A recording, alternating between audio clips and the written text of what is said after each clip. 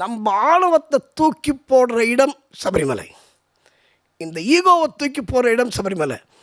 இது எங்கே தெரியுமா நமக்கு தெரியும்? சபரிமலையில் கரிமலையில் தெரியும்.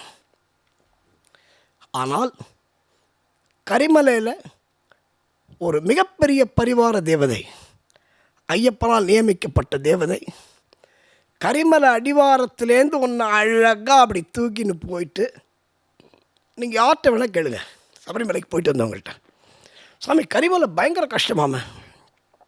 ஆமாம், கஷ்டம்தான். எப்படி சாமி போயிட்டு வந்தீங்க, நீங்கள் எப்படி ஏறுனீங்க?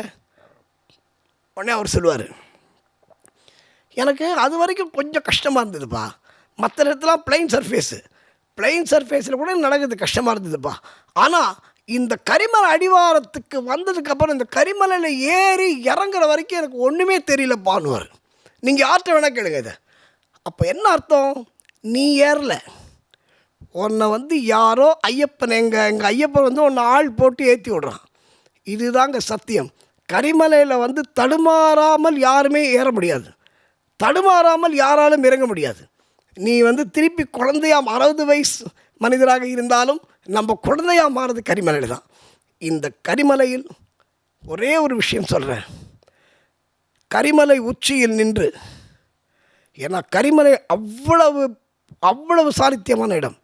கரிமலை உச்சியில் நின்று நீங்கள் என்ன வேணால் வேண்டிக்கோங்க. உங்கள் வீட்டில் யாருக்காவது கல்யாணம் ஆகணுமா, உங்கள் வீட்டில் யாருக்காவது குழந்தை பிறக்கணுமா, உங்கள் தொழில் மென்மேலும் வளரணுமா, ஒரே இடம் கரிமலை. அதனால தான் சபரிமலை சந்தர்ப்பம் கிடைக்கும்போது தயவுசெய்து அதை பயன்படுத்திக் கொள்ளுங்கள் என்று நான் கேட்டுக்கொள்கிறேன்.